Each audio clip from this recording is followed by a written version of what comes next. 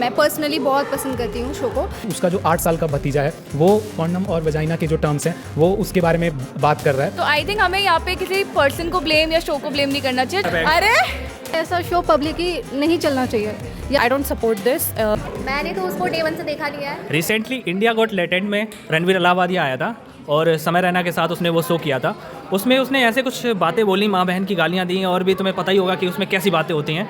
तो उसको लेके विवाद हो गया। तुम उस शो को और रणवीर अलाहाबादिया के जो लेके तुम्हारे जो पहले व्यू थे और अब जो विचार हैं, क्या सोचते हो इसको लेके? ओके, आई थिंक वो जो शो का पूरा कॉन्सेप्ट है जनता से छुपा नहीं है। कॉन्सेप्ट इज़ अबाउट कि हम कॉमेडी करेंगे और डार्क कॉमेडी भी करेंगे। तो कॉन्सेप्ट मार्केट में पहले से क्लियर है। अब बीइंग अ जेन ज़ी, अगर आप उस चीज़ से रेजोनेट करते हो तो आप बिल्कुल देखो, अगर आप नहीं रेजोनेट करते हो तो आप मत देखो। तो ये चॉइस व्यूअर्स के पास है कि आप उस चीज़ को अगर सपोर्ट करते हैं तो आप देखिए, नहीं करते हैं तो मत देखिए। तो आई थिंक हमें यहाँ पे किसी पर्सन को ब्लेम या शो को ब्लेम नहीं करना चाहिए। चॉइस व्यूअर्स के हाथ में ही होती है।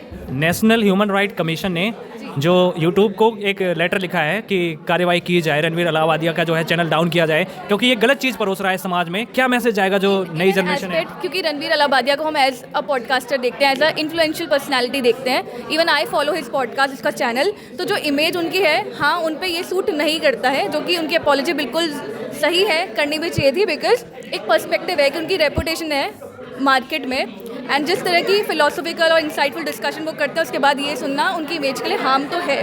तो आई थिंक आपकी जो पर्सनैलिटी, आपको वो ट्रू रहना चाहिए। जस्ट बिकॉज आप उस शो में आए तो don't change your self, don't change your identity. समय रैना को लेके क्या सोचती हो? जितनी भद्दी बातें वो करता है, माँ बहनों की गालियाँ देता है खुलेआम, उसको लेके क्या सोचती हो? क्या ये सही है जनजी जनरेशन के लिए, आगे आने वाली जनरेशन के लिए? आई थिंक हमने इस कल्चर को बहुत कूल तो बना दिया है और इसको बहुत नॉर्मलाइज कर दिया है। अब शायद अगर आप गाली दे के बात ना करो तो आप छोटे नज़र आओगे। ये कल्चर बहुत पॉपुलराइज किया जा रहा है हमारे मीडिया में ही खुद ही, और आई थिंक ये एक कल्चर बन गया है, पॉपुलर कल्चर। बट चॉइस फिर भी व्यूअर्स के हाथ में है कि आप व्यूज़ भी, एक तरफ आप उसको व्यूज़ भी बहुत ज़्यादा दे रहे हैं और एक तरफ हम क्रिटिसाइज़ भी कर रहे हैं। तो it all depends on the viewers. But मेरे अकॉर्डिंग हाँ, ये चीज़ें इतनी ओपनली नहीं होनी चाहिए, and I don't follow that closely. तो इस शो को बंद कर देना चाहिए या चलता रहे? वैसे तो ये डिसीजन अथॉरिटीज़ के हाथ में होगा, and I can't comment on. नहीं, आप इस शो को कैसे देखते हैं? सपोर्ट करते हैं या फिर? आई सी इट एज कि वो एक जॉनरा है, वो एक कॉमेडी का जॉनरा है, तो आप उसको एज एंटरटेनमेंट ले सकते हो, एज लॉन्ग एज आपके सेंटिमेंट्स हर्ट नहीं हो रहे। तो for me it is entertainment. मैंने तो उसको डे 1 से देखा नहीं है। पहली बात तो एक शो मैंने उसका देखा, वो भी किसी ने मुझे बहुत रिक्वेस्ट की कि देख देख देख, तो इसे मैंने देखा। वैसे मैं वो शो को कभी फॉलो मैंने किया नहीं है, तो बस ये है कि रील्स वगैरह पे आ जाता था तो देखती थी, तो उससे भी मेरे को कभी इंटरेस्ट आया ही नहीं इस तरह के शोज़ पे। देखिए, ये तो लोगों के विचार हैं कि उन्हें ये शो देखना है या नहीं देखना, पर मेरा पर्सनल ओपिनियन ये है कि इस शो को ये यूट्यूब पर है और फ्री में इसे सब लोग देखते हैं, बच्चे भी देखते हैं और हर एज ग्रुप के देखते हैं। लेकिन मुझे ऐसा लगता है कि ऐसा शो पब्लिकली नहीं चलना चाहिए। या तो आप इसके ऊपर कुछ ऐसी अभद्र भाषा का प्रयोग नहीं होना चाहिए, और समाज के लिए मुझे नहीं लगता ये अच्छा संदेश है। तो ये शो बंद होना चाहिए या चलता रहे? मुझे लगता है कि इसके लिए ना उन्हें कुछ पॉलिसी बनानी चाहिए, और इसे हर एज के बच्चे देखते हैं, जो कि गलत है, समाज के लिए भी और यूथ के लिए भी। मेरा बैग ही नहीं मिल रहा मुझे। अरे बैग मिल जाएगा, इधर देखो, बैग तुम्हारा घर पहुंचा देंगे, ब्लिंकिट कर देंगे तुम्हारा बैग। अरे I think the people who are into, मतलब जिनका ऑलरेडी इंडस्ट्री में बहुत ज़्यादा क्रेडिबिलिटी और ऑथेंटिसिटी फिक्स हुई है, अगर वो भी शो में जाके मतलब बात करते हैं या फिर उसका पार्ट होते हैं, तो I think it is affecting their image, it is affecting their reputation, जैसा अभी रणवीर के साथ हुआ है। तो I think people should take care of their image and their profile, what they are into. Because Ranveer ने सिर्फ नॉर्मल लोगों के साथ ही नहीं, फॉर जस्ट कॉमेडीज़, बट बहुत बड़े बड़े सेलिब्रिटीज़ और आर्टिस्ट के साथ काम किया, उनके साथ शोज़ किया है। But now if he is investing himself into this kind of content, I get it, this kind of content is loved by people and it is getting a hit, okay? But if you are risking your reputation for this kind of content, I don't see it as a very good thing to do. So I don't support this. If somebody is into this kind of comedy, वो वही करे, अपना एक नीश रखे, हर जगह diversification में, then you will obviously face backlash, what is happening right now. इसको आप महिलाओं का अपमान हुआ ऐसे नहीं देखते हैं आप? That also, I'm not exactly, मुझे पूरा exactly content क्या था, मुझे ये चीज़ नहीं इंडिया गॉट टैलेंट में आपको तो पता ही होगा कि वहाँ पे माँ बहनों की गालियाँ देना बहुत आम है। Exactly. तो ठीक है, that is obviously being telecasted and it is being telecasted on national television, people are watching it. हाँ है, बहुत ज़्यादा वल्गर कंटेंट भी होता है कभी कभी, बट ओके, उसको हम ग्लोरीफाई नहीं कर सकते, ग्लोरीफाई नहीं होना चाहिए ये चीज़। वो जो गलत है वो तो गलत ही है ऑब्वियसली।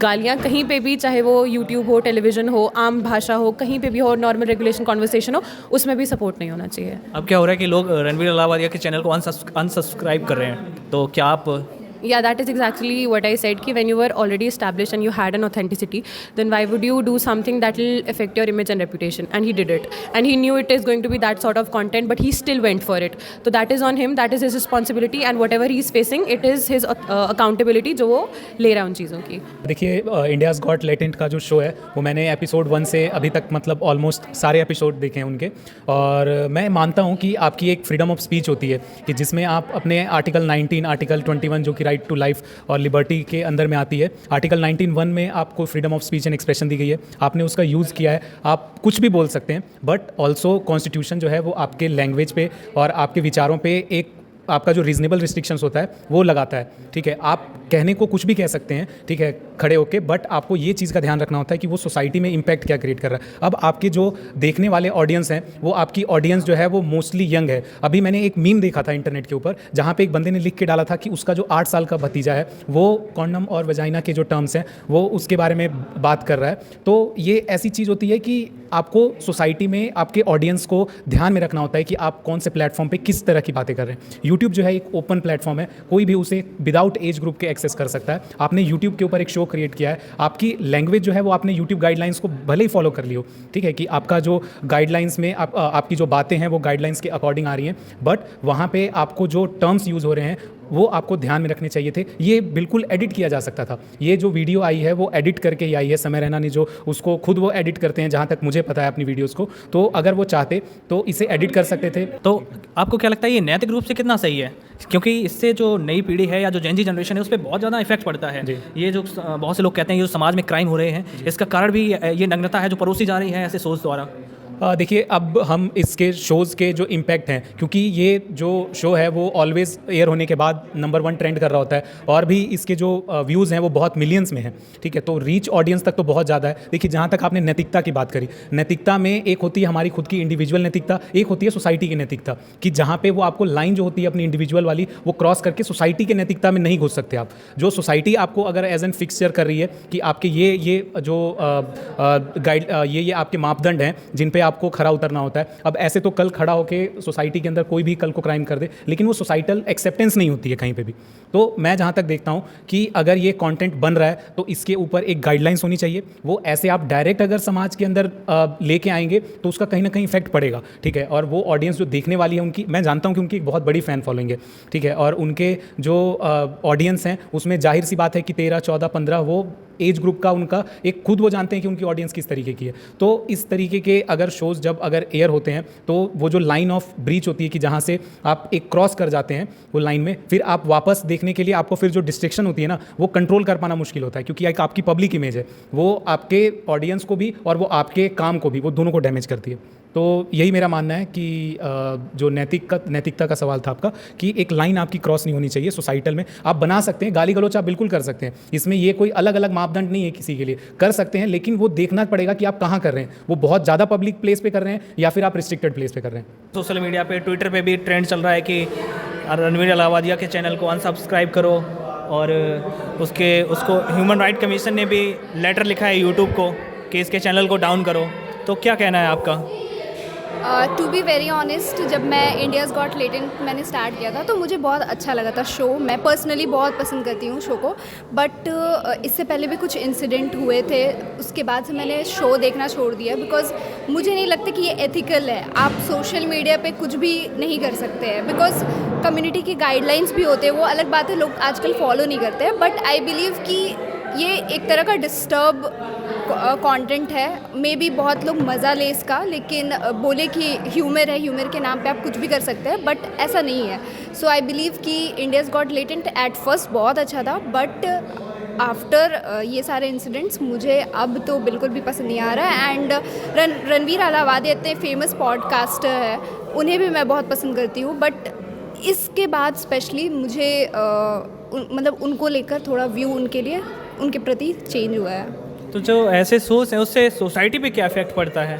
डेफिनेटली सोसाइटी पे बहुत इफ़ेक्ट पड़ता है बिकॉज़ हम सोसाइटी में अलग अलग तरीके के लोग रहते हैं और आजकल बच्चे भी शो देखते हैं. आई डोंट थिंक सो कि कोई सेंसरशिप लगाया है जिससे मतलब सिर्फ एक पर्टिकुलर लोग ही ये शोज़ देख पाते हैं. तो बच्चे भी देखते हैं, हर एज के लोग देखते हैं.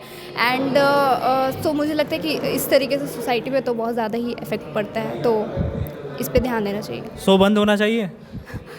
उस पे तो मैं कुछ नहीं बोल सकती, बट मैं तो नहीं देखने वाली शो. बिकॉज मे बी ये देखने के लिए देख सकती हूँ कि एक्चुअली में सोसाइटी में क्या हो रहा है, मतलब इस तरीके के शोज़ को लेकर क्या हो रहा है, ये इसके लिए देख सकती हूँ. बट इन्जॉय तो नहीं कर पाऊँगी मैं.